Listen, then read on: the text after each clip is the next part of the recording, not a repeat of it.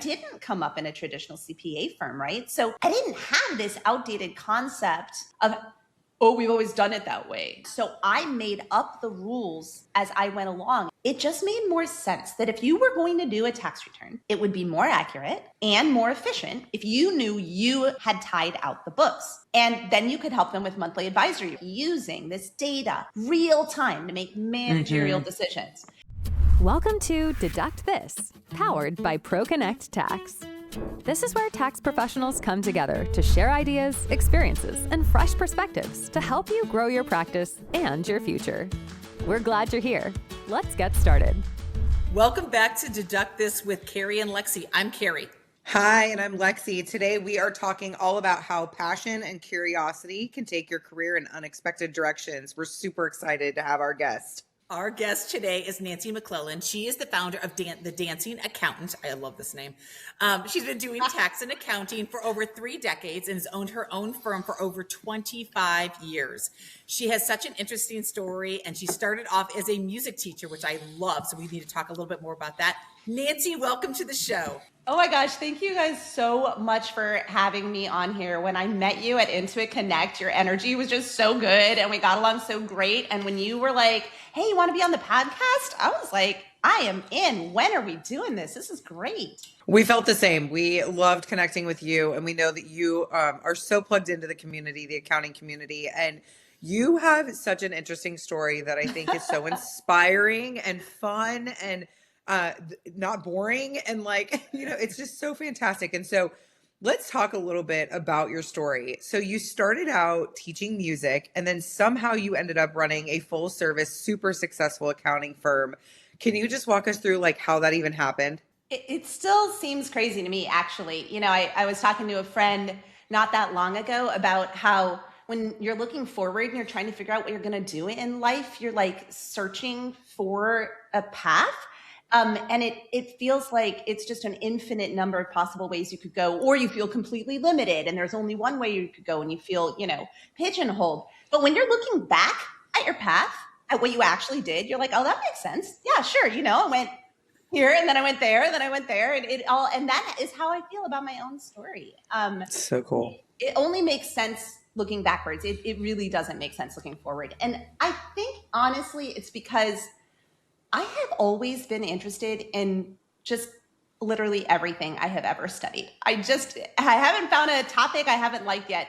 And people will often say I'm unusual because accountants are same. I'm like, right? I get that too. It's weird. I know. But that's actually, you guys are making my point for me because most bookkeepers and tax pros that I've met, they've been like this as well, just genuinely interested in a million different things. And so I don't get the boring thing. I think that's a super outdated public conception of who we are. Because most of the people I know and a lot of people you've had on your podcast, they're just genuinely interested in everything. And I was like that too. I switched majors so many times. I actually accidentally fulfilled distribution at the University of Michigan. Gosh. And my counselor was like, we need to rein it in here and actually pick one thing. So I kind of looked at what I was most excited about at the time and what I had the most credits in. And I ended up with a degree in music education. And I began teaching before I was even done with my degree. I began teaching at a local performing arts school in Ann Arbor because there's this crazy job that got put out there that was teaching music theory part-time and doing bookkeeping and admin part-time. Shockingly, I was really weird combo. Who applied for that job. Literally the only person who applied for that job. So ends up I loved it. I loved teaching music theory, but there were a lot of really good music theory teachers out there. And there were very few people who could actually communicate with the creatives who ran the place. And I loved it. I loved the problem solving. I loved the organizational side of accounting. I loved the challenge of how to communicate these really complex concepts to these creatives. And from there, one role led to another. I ended up at a world famous violin making studio. Wow. And then I ended up at a nonprofit in Chicago. And from there, I ended up starting my own firm. I became a CPA. I got my master's. And then I started teaching other bookkeepers and accountants. So again, it only all makes sense when you look backwards at it. I love it. It's so cool.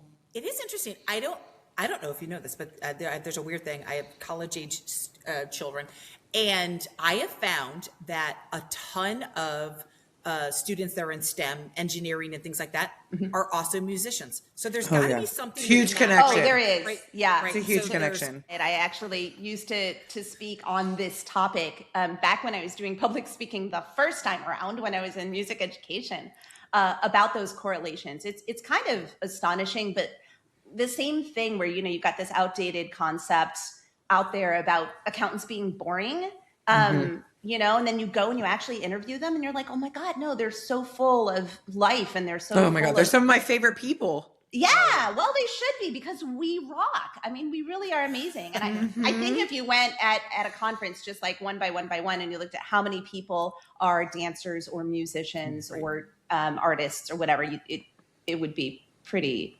stunning. Absolutely. Which I love. It makes me happy. I love to see those correlations. And I think I agree. If we all look back on our careers, I also have spanned all sorts of types of jobs and things like that. But it's also what makes us who we are. And I always call those like the purple squirrels, like you're looking for the music teacher and the bookkeeper together. Like, I have never heard that Totally phrase, the purple squirrel. That Find is purple so squirrels. great. Well, Yep. I hope that people who are listening to this podcast, I mean, really every single one of the episodes, but this one in particular, are inspired to look for non-traditional talent because Totally. there are a lot of purple squirrels out there, but you have to find them because, it's a game of Where's Waldo.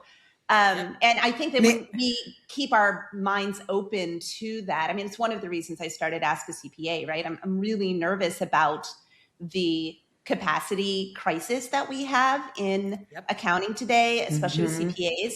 And I think that one of the solutions to that, this is actually the topic I'm going to be speaking on at Engage this year. One of the solutions is we got to look at non-traditional talent. And if we look at the bookkeepers who are already out there doing the books, who are really excited to collaborate with tax pros, then we can upskill them, teach them how to prepare tax ready books, teach them how to do work papers, teach them how to communicate and how to, unlock the mysteries of CPAs speak. I think that we can really go a long way toward harnessing this creativity, harnessing this energy and this passion and have it help us as tax pros moving forward.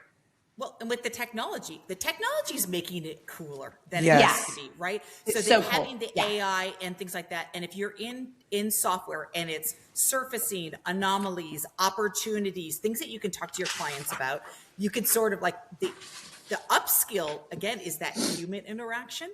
Yes. Right. It's understanding the numbers, but if you're a bookkeeper or something along those lines, it should be an easy slide over into the tax theoretically.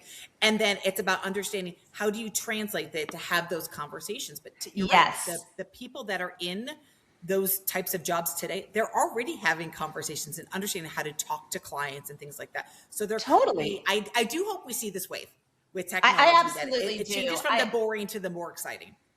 Absolutely. I could not agree with you more. It's one of the reasons that the people, both tax pros and bookkeepers and CAS practitioners who are going to the conferences have such a leg up on everybody else because they're learning about the latest technologies, but they're also learning with Intuit Accountant Suite, they're learning how to do the human side of the work as well. Yep. I mean, that was what I talked about at Intuit Connect. How do we use AI and automation to actually improve the client collaboration and those personal relationships with your team members and bookkeepers, not only can we teach them technically, how can they prepare books that they can then hand off to us so that we can do a nice clean tax return and not have to do cleanup work during our busiest season of the year. Exactly. But also they're well positioned to this because they've got monthly touch points, sometimes weekly with these clients. So if we can teach them what to keep an eye out for, they're going to address things before it, snowballs into this giant problem that we're dealing with during tax season. Right. It could be a game changer, right? You got, if you think about it, really you're think in so. there all the time, as opposed to you get handed this pile and you're like, all right, now I have to go through this thing. Right. I love that. So let's go back.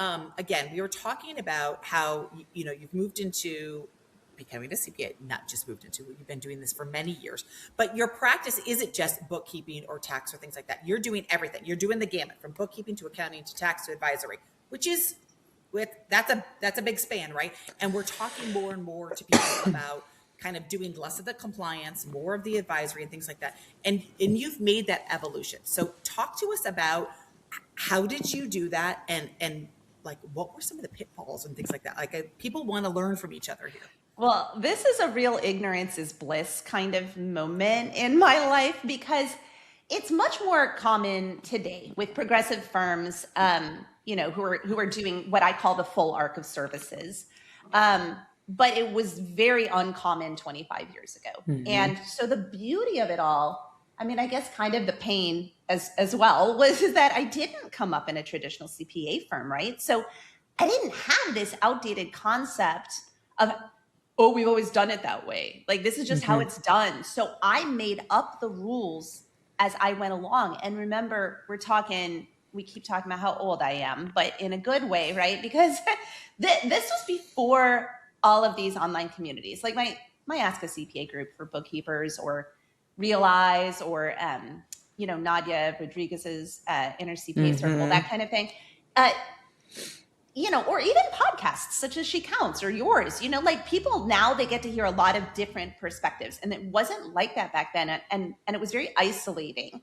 And so I didn't have anyone to ask. I didn't have role models. I didn't know what firms used to do, and I personally believe that firms, when they silo themselves and they say we only do this or we only do that or we only do another thing, there's a difference between niching and siloing. Siloing is you only see the data that is going into the one thing that you're working on, right? And you're not looking at the holistic picture. To me, it just made more sense that if you were going to do a tax return, it would be more accurate and more efficient if you knew you or your team had tied out the books. And then you could help them with monthly advisory, right? If you had that insight, if you're tying out the books on a monthly basis, then you have access to this. And I don't ever want the end goal for any of my clients to be preparing a tax return for them. I want it to be like using this data real time to make managerial decisions. So I was like, okay, well, now we've got all of this data. So I went back to school and got my master's to learn how to do advisory. Like, how can I look at this data? These days, you don't have to go back and get your master's in order to do that. But back then you did, because there weren't resources like many of the ones we're talking about. Now, I run a hyper-local firm. I don't know if I've mentioned that. My client base is not just in Chicago. My client base is my neighborhood in Chicago and the 3 surrounding neighborhoods. It is, these are the stores where we shop. These are the bars where we hang out. Like, these are the people we hire for professional services. These are our restaurants. It's my grocery store, right? Like, my chamber of commerce, my farmer's market. It's amazing. So, yeah, it's so great. It is so great. So I have a vested interest in their success, right? It's not just they pay my bills. Like, it keeps our neighborhood vibrant. I want to keep things independently owned. I don't want the chains to move into our neighborhood.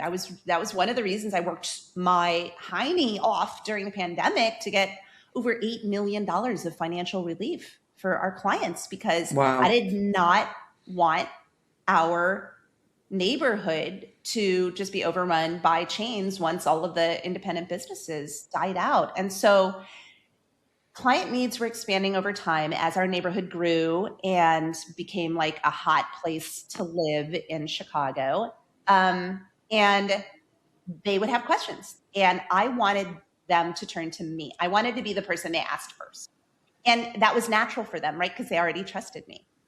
So once they're turning to me as a single trusted source for all of their business services, you're like, okay, I don't actually know how to do all these things.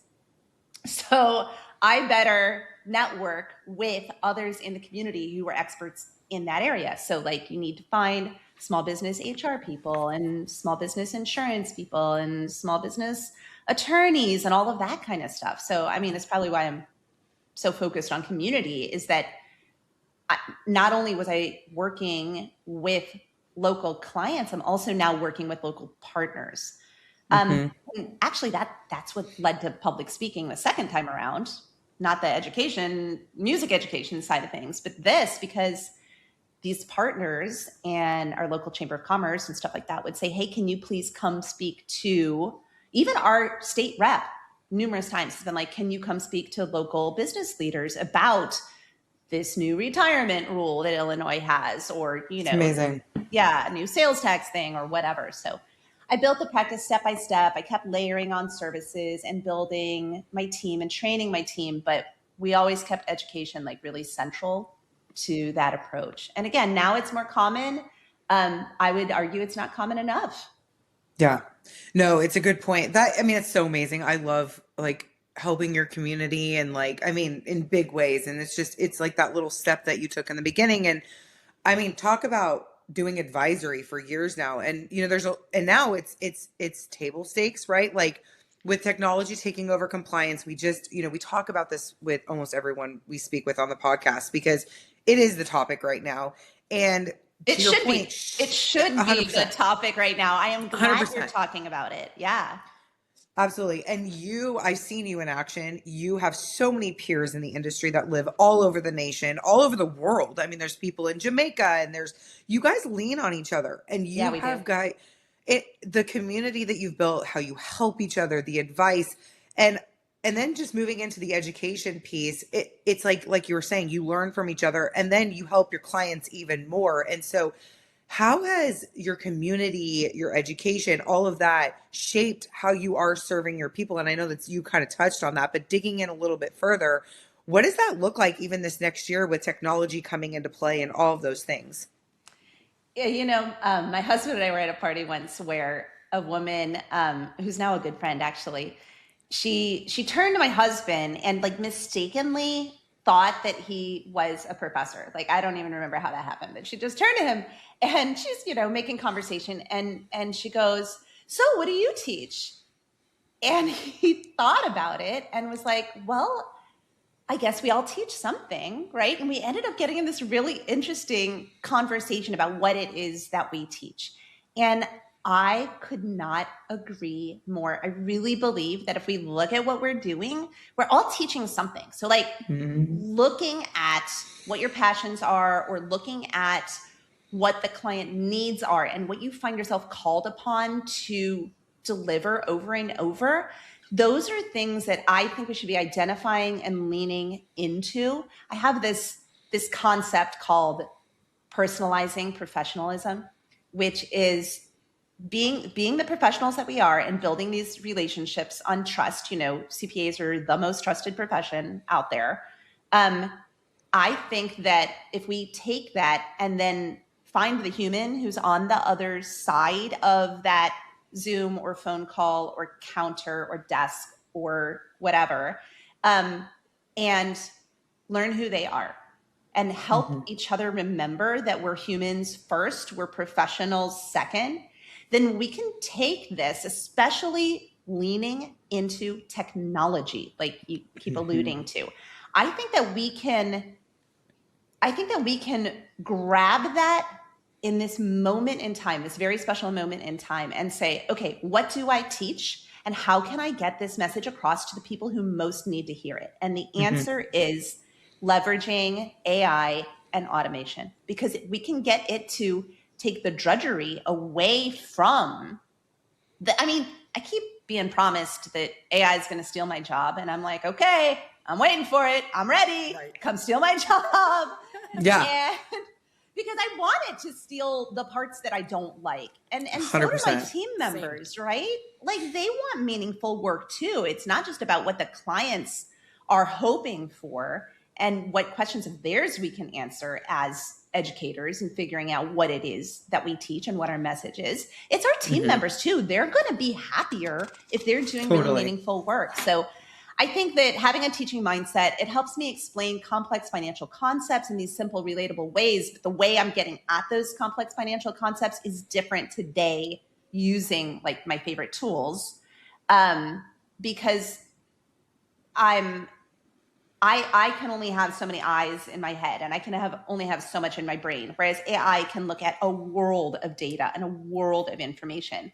And Absolutely. then I can use it to help me understand, okay, what are the biggest levers here in this very particular situation, and help me come up with a way to explain the why to my clients, to my team members.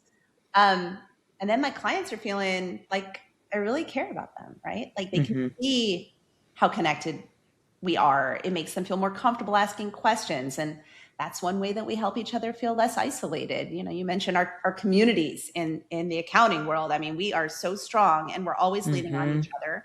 And I think that there are too many people who are still feeling really isolated, and,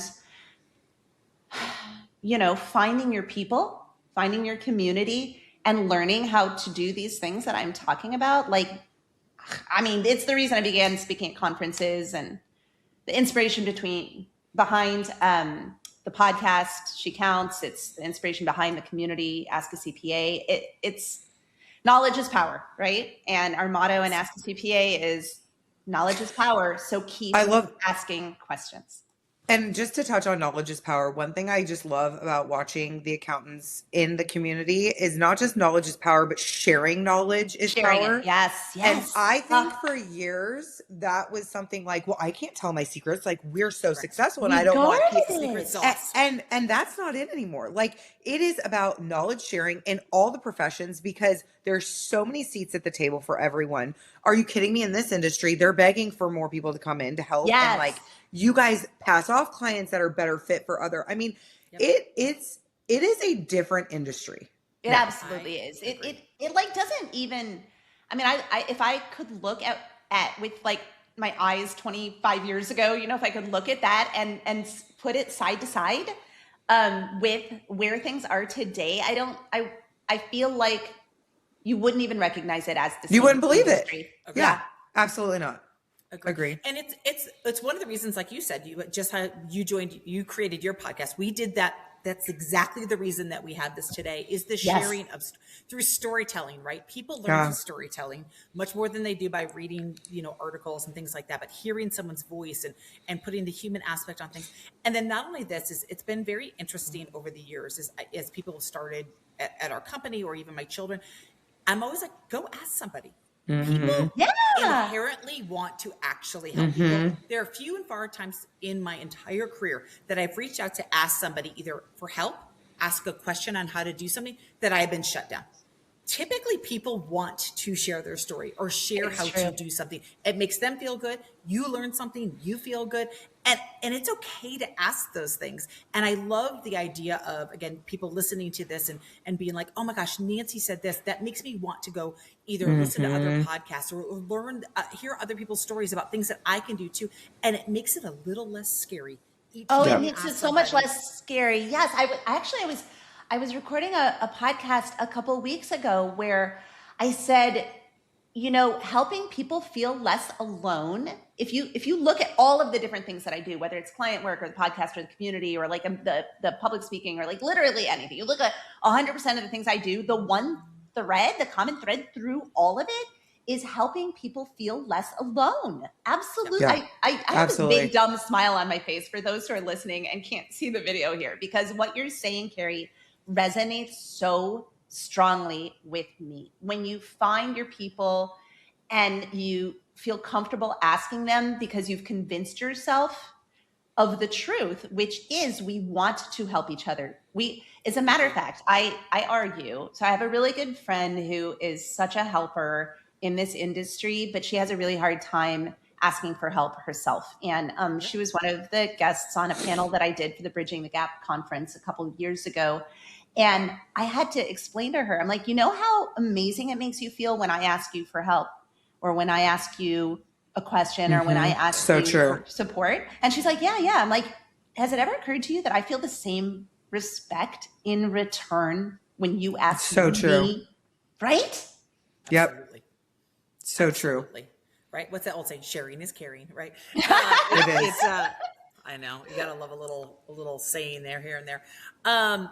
You know, we were talking about technology, right? We all love it. And one of the things that you told us about, which I actually hadn't realized, is that you recently made a huge switch in tax software. You moved from ATX over after 20 years over Yeah. to ProConnect. And we've talked to tons of people about how scary it is to change, trying to understand and, do the analysis of if I do this, and I always like equate it to that. You go to your favorite restaurant and you get the thing that you love every single time. And you're like, I'm Yeah. never ordering something different because this is the thing I love. And then eventually one day you have something different. You go, I didn't even know it could be so good, right? Like, I know that's making it much more simplistic than it is, but No, I it's love a big it. change, right? And so what made you decide to make the switch? And how did you go through that analysis to decide that this would be the right time to do it? So, oh my God, it is so crazy to me, like so crazy to me that this is one of the most tech forward industries. It really is. We were talking earlier about that. But tax tools, they're all like from the 90s. I mean, literally like nothing has changed. How are tax tools lagging so far behind bookkeeping and advisory solutions? I mean, there is not much out there, I am not kidding, that has had anything significant, tax tools that have had anything significant happen since the 90s. And I'm not kidding. It is just, it's insanity. And I've been around a long time, right? Like I know from personal experience that this is truth. And so I was really freaking tired of it because there are so many tools out there that are syncing with tax software to try to drag it kicking and screaming into the modern era. And I can't use those if I'm on software that has no ability to interact with other software. It's just impossible. And I don't want to be stuck in one tool and be completely like abandoned within it and have my data just siloed. It's crazy. So when I was thinking about how I'm sort of falling behind because I no longer have access to the advances that are happening in technology, I was like, okay, I'm going to do it. And if I'm going to do it, I want to go for one of the few that's really embracing the modern era and that's forward looking, right? So I am especially geeked about the integration. We're a QuickBooks Online firm. And so I want something that's going to take our data. Now, remember, I was saying we do this full arc of services. So we're only doing tax returns for folks that we've done the bookkeeping for. And so we know the data in there is good. As a matter of fact, the checklist that we use for annual bookkeeper reviews that we use in Ask a CPA, it came from my experience inside my firm. I mean, it's something you can use between firms or between departments at a firm as well. We use it internally because we've got our bookkeeping team and we got our tax team. And we needed to figure out how can we communicate from one to the next.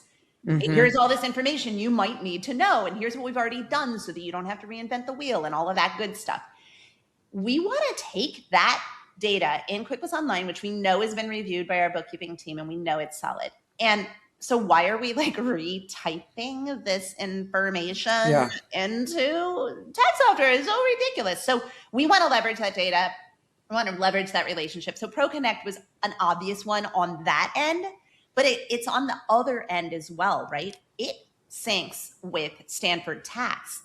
And Sanford Tax is this really amazing, that's like the area where I think you're seeing all of the great progress in technology where tax is concerned is in this like organizers, personal organizers and business organizers things. So, and work papers. So Sanford Tax, you get this data from the tax return and it creates an online organizer. Now it's syncing with your ProConnect, right? So it knows all of this stuff that has happened in the past. And it's super, super smart because AI it has a lot more eyes on its face than I do, it's got eyes on the back of its head and I don't, thank goodness, because that would be super weird. And so we can now have Sanford Tax look at this data and come up with a personalized organizer for the client and say, hey, don't you have information like this that you want to share with us? And the client goes, oh yeah. And based on the responses that the client is giving, they like Sanford Tax won't ask questions that don't need to be asked. And so they don't end up with this stupid 800-page PDF. I know a lot of people are still sending out paper organizers. We went paperless in 2010. So we've been sending out a PDF, and then eventually we switched to a fillable PDF, right? But still, they got to go through, and you know the client's not reading all these questions. I mean, come on. We all know the client is not reading your 2 pages of questions, and they're just like drawing a line through it, and it drives me crazy because you're like, oh, really? You don't have dependents? I'm pretty sure you have dependents. Been working with you for 20 years. You have dependents, right? But they just weren't reading, and they're like, oh, this must be the no section or whatever. It's impossible. Anybody who has to deal with taxes and that's listening to this is nodding their head and being like, tell me about it. So that nightmare is in the past now because Sanford Tax looks at all this stuff and they come up with a highly personalized organizer that the client will actually read and fill out. And when they upload their documents and they accidentally send you that like 1099-R from last year, Sanford Tax is going to be like, oh no, that was from last year. We need the one from this year. And it recognizes those things. I actually once filled out, I say 1099-R because I literally filled out a tax return using last year's because I didn't notice that it said the wrong year at the top and the client had just sent the wrong thing. Yeah. So then I came across the second 1099-R and was like, wait, why do they have 2 for the same? Okay. But anyway, I digress. So it looks at these things and it looks at the file names that are like gobbledygook 32BZ and it knows what it is and it OCRs it and it pulls all this stuff together and then it comes up with work papers. And it's just like the flow, right? And now it's all in one place too. Like ProConnect now. Magic.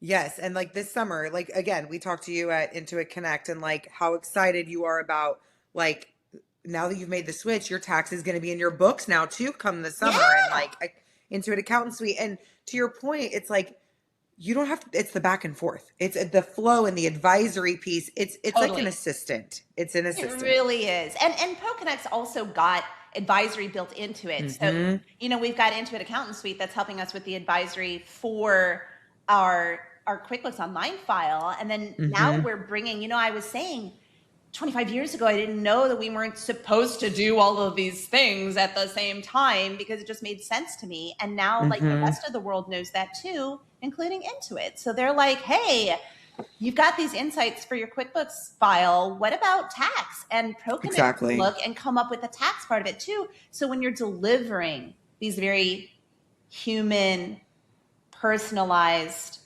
trusting, conversations with your clients and with your team members, you've got the whole picture in front of you. So it's amazing. And it's scary. I mean, Nancy, it's scary. You were working with the software for how many years? It's scary to make that shift. And not just scary. Let's be real. It can be painful. And so I just love that, like, talk a little bit about that. Like, just because something is scary. Like it hasn't been hard. I don't want to pretend that that would be like, actually, I was really happy with my sales guy at ProConnect because he was like, I am not going to blow sunshine anywhere here because only 80% of this stuff is going to transfer and it won't even necessarily transfer correctly, right? The first year is going to be hard. It absolutely is. And now I tried switching to different tax software back in 2013 because ATX had a really bad year in 2012. And so 2013, a bunch of us were looking to leave. I actually switched. I actually paid the money and I went through the whole thing and I got partway through tax season and was like, oh my effing G, I am dead in the water. I am not going to be able, there was too much stuff that didn't transfer or it didn't transfer correctly. And I had to, because I didn't know what did and what didn't, I would go to bed at like 3 a.m. I would send, the information about which returns to review to my senior accountant. She would wake up really early in the morning and she would review all of those returns and change all the things that had to be changed. And then I would go back at it when I woke up and it was miserable. And I got partway through the season and was like, oh my God, I don't have enough time left in tax season to do this with everything. Yeah, it can definitely be painful. And pay them again. Well, it has not been like that this time around, thankfully, partially because I learned from that experience, right? Mm-hmm. And so because I learned from that experience, I was like, we're going to go ahead this time because it's worth it. We're going to rip that Band-Aid off.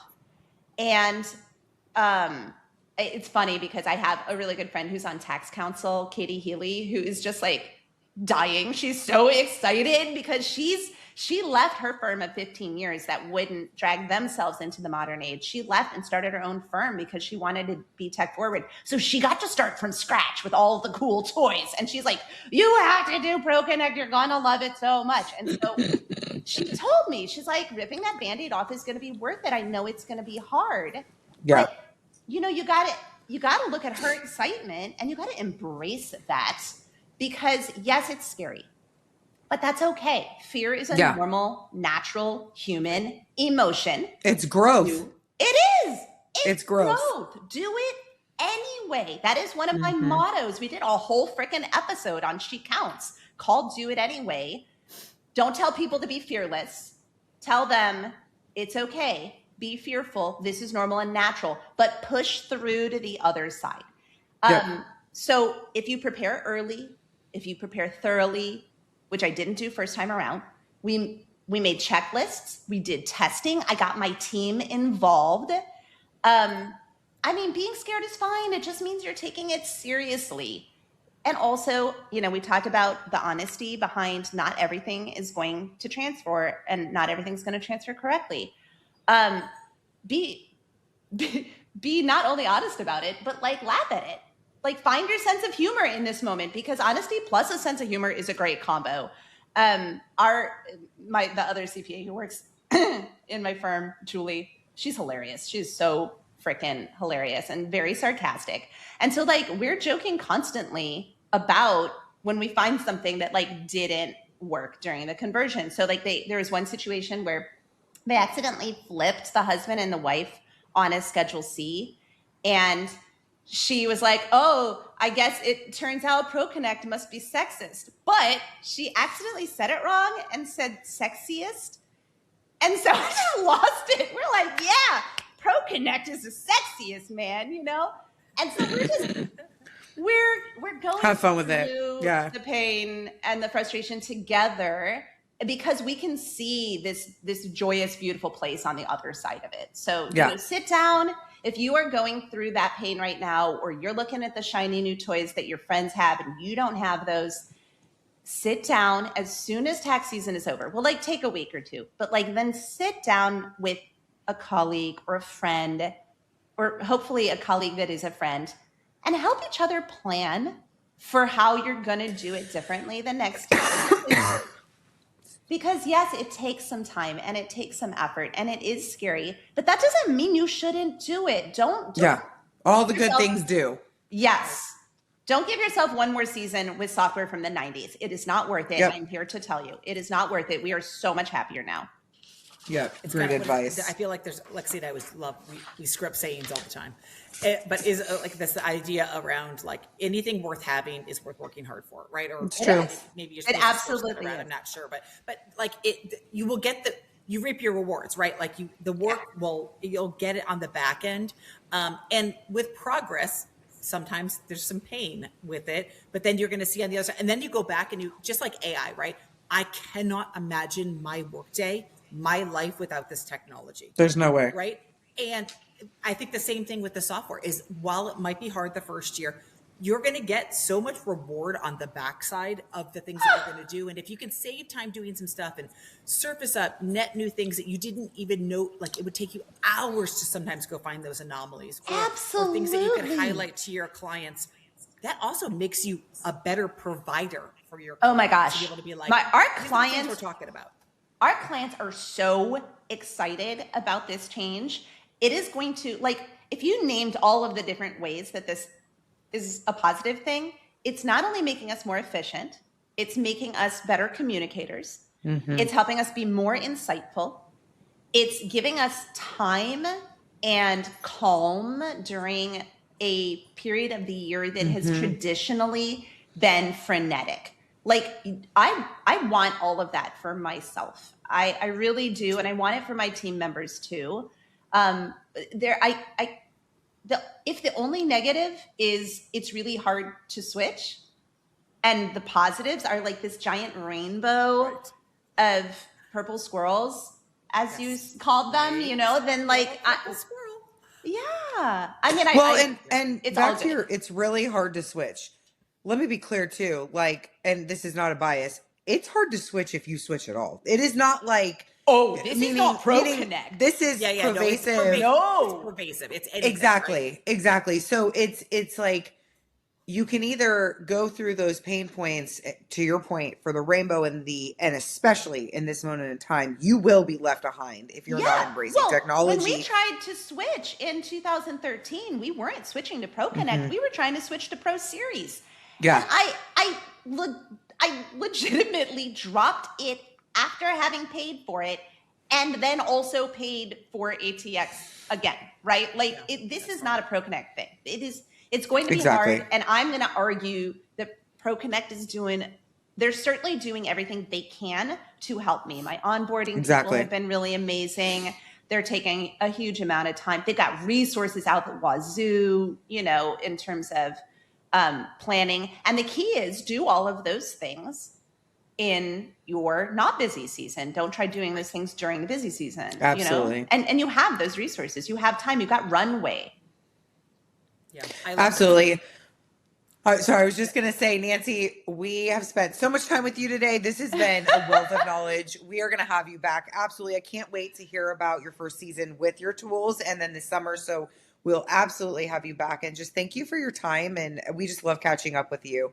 I absolutely love being here. Y'all, I could, like, if the camera weren't running and we weren't recording, we would be having this same exact conversation. Exactly. I just 100%. really totally love. Agree. I love it because we're all geeks in like the best way possible. I know. Yeah, I well, know. that to me is a kind word, so I'm going to take that all day. So that's it for the episode of Deduct This. For more from Nancy, check out her blog, The Dancing Accountant. She has great insights for small businesses, tax, and technology. And she has her podcast called She Counts, and it's real talk for women who are in accounting. So until next time, thanks. Thanks for being part of Deduct This, powered by ProConnect Tax. If today's conversation gave you something new to think about, visit accountants.intuit.com for more insights and resources made for professionals like you. We'll be right here, helping you turn expertise into opportunity.